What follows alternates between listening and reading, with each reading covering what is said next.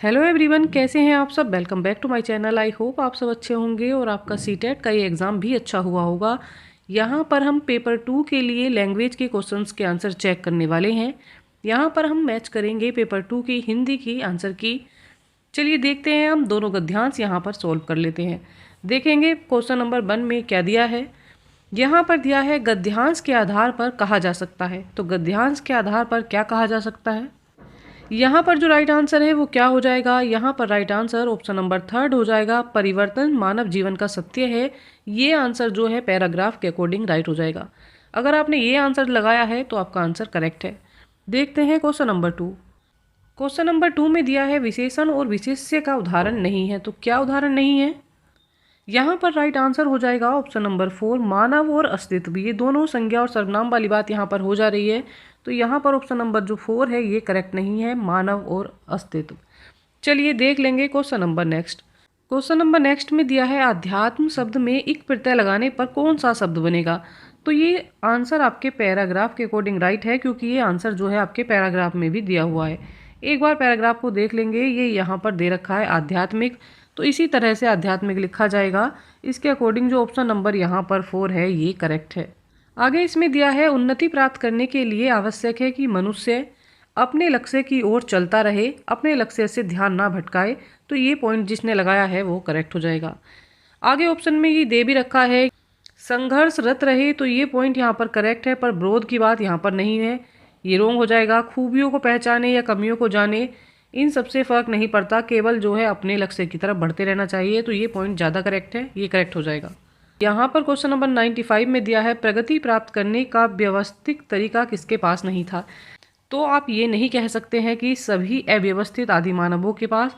यहाँ पर बात हो रही है सभी आदि मानवों की, अव्यवस्थित से कुछ लेना देना नहीं है। यहाँ पर राइट आंसर ऑप्शन नंबर 1 हो जाएगा, क्योंकि पैराग्राफ में कहीं भी अव्यवस्थित आदि मानव की बात नहीं की गई है, आदि मानव की बात की गई है। तो ऑप्शन नंबर जो 1 है ये करेक्ट हो जाएगा। इसमें बहुत कम डिफरेंस है, बहुत ज़्यादा दिमाग लगाकर इसको करने की आवश्यकता थी। तो ऑप्शन नंबर जो 1 है ये करेक्ट है। आप ये नहीं कह सकते हैं कि हिंदी के पैराग्राफ इजी आए थे। पैराग्राफ इजी थे, पर उनमें बहुत ज़्यादा कंसंट्रेट करने की आवश्यकता थी, बार बार उनको पढ़ने की आवश्यकता थी। टाइम टेकिंग पेपर आपका था। हिंदी का पेपर भी काफ़ी अच्छे लेवल का था, इसकी पैडागोजी भी आसान नहीं आई थी, और साथ ही जो क्वेश्चन है इस तरह के ये घुमाने वाले थे।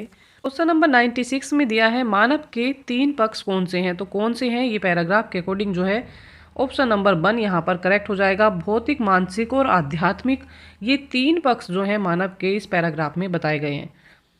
क्वेश्चन नंबर 97 में दिया है उल्लेखनीय परिवर्तन से क्या तात्पर्य है। तो यहाँ पर पुरस्कृत परिवर्तन नहीं होगा, पुस्तकों में उल्लेखित परिवर्तन से कोई लेना देना नहीं। बड़े बड़े परिवर्तन जो हैं ये महत्वपूर्ण परिवर्तन के अंतर्गत आ जाएंगे। अगर आप किताबी भाषा देखें, आप शुद्ध हिंदी वाली भाषा देखें, तो महत्वपूर्ण परिवर्तन होना जीवन के सभी छोटे बड़े परिवर्तनों की बात यहाँ पर की जा रही है। यहाँ पर दिया है केवल बड़े बड़े परिवर्तन, तो ये बात नहीं है। उल्लेखनीय परिवर्तन का मतलब होता है जीवन में छोटे बड़े जिस तरह के भी महत्वपूर्ण परिवर्तन हो रहे हैं उनकी बात है। ऑप्शन नंबर 3 यहाँ पर करेक्ट है। चलिए आगे क्वेश्चन देखते हैं। यहाँ पर दिया है मानव शब्द में किस प्रत्यय और उपसर्ग का प्रयोग संभव है। तो मानव में क्या लग सकता है, प्रत्यय जो होते हैं वो बाद में लगते हैं और जो उपसर्ग होता है वो पहले लगता है। तो मानव में ये लगाएंगे तो मानवीय हो जाएगा, तो ये करेक्ट है। और आ उपसर्ग लगाएंगे तो अमानव हो जाएगा। तो यहाँ पर ऑप्शन नंबर जो 2 है ये करेक्ट है। इसमें ई और आ जो उपसर्ग और प्रत्यय हैं ये आएंगे। देख लेंगे क्वेश्चन नंबर 99। यहाँ पर दिया है आदिमानव ने के क्षेत्र में प्रगति की परंतु प्रगति नहीं कर सका। तो किस क्षेत्र में वह प्रगति नहीं कर सका। तो भौतिक मानसिक में वह क्या कर सका, प्रगति कर सका। तो यहाँ पर भौतिक तो हो जाएगा, पर वह आध्यात्मिक क्षेत्र में जो आदिमानव है प्रगति नहीं कर पाया था। तो यहाँ पर आध्यात्मिक आ जाएगा और यहाँ पर जो है आपका ये भौतिक आ जाएगा। ऑप्शन नंबर 4 करेक्ट हो जाएगा। चलिए देख लेंगे आगे क्या दिया है। यहाँ पर कविता में दिया है कट गया शीश पर ये शीश झुका नहीं, राही उसी का नाम है जो राह में रुका नहीं। एक दिन प्रकाश होता है कितना भी अंधकार हो, सत्य की विजय सदा असत्य की हार हो। सच्चाई साथ में रहे कैसा भी अंत हो, सत्य की विजय सदा असत्य की हार हो। सत्य असत्य की बात यहाँ पर ज़्यादा की जा रही है, तो इस चीज़ को आप ध्यान रखते हुए चलिए आंसर को करेंगे। यहाँ पर दिया है समूह से भिन्न शब्द का युग्म क्या है। तो भिन्न शब्द का युग्म क्या है, ये यहाँ पर एक दूसरे के विलोम शब्द दिए हुए हैं। प्रकाश का अंधकार है, सत्य का सत्य है और जय का पराजय है, पर हार का विहार नहीं होता है। तो राइट आंसर ऑप्शन नंबर 2 हो जाएगा। 101 में दिया है अंधकार का प्रतीक नहीं है। अंधकार का प्रतीक नहीं है तो क्या नहीं है, बुराई हो जाएगा, ये अंधकार का प्रतीक होती है। निराशा में भी जब व्यक्ति होता है तो भी अंधकार में माना जाता है। और जो जीवन में चुनौतियाँ आती हैं अर्थात परेशानियाँ आती हैं तो वो भी एक तरह की अंधकार की परिस्थिति होती है। तो ये तीनों तो अंधकार के प्रतीक हैं, पर जो समाधान होता है ये प्रकाश का प्रतीक माना जाएगा। ऑप्शन नंबर जो 1 है ये करेक्ट है। यहाँ पर नहीं वाली बात देखनी थी तो इसके अकॉर्डिंग समाधान आ जाएगा। देखते हैं क्वेश्चन नंबर 102। कविता में सर्वाधिक बल किस पर दिया गया है। तो सर्वाधिक बल किस पर दिया गया है, सत्य पर दिया गया है। सत्य जो है इस पर अधिक बल इस कविता में दिया गया है। राह पर नहीं दिया गया, प्रकाश पर नहीं दिया गया और अंधकार पर भी नहीं दिया गया है। चलिए आगे देखते हैं क्वेश्चन नंबर 103 में क्या दिया है। क्वेश्चन नंबर 103 में दिया है कविता के अनुसार राही की विशेषता क्या है। तो राही की विशेषता क्या होनी चाहिए, हर तरह के मार्ग पर चले, हर तरह के मार्ग की बात यहाँ पर नहीं होगी सही। हर परिस्थिति में विजय रहे, तो विजय रहने की बात नहीं हो रही है।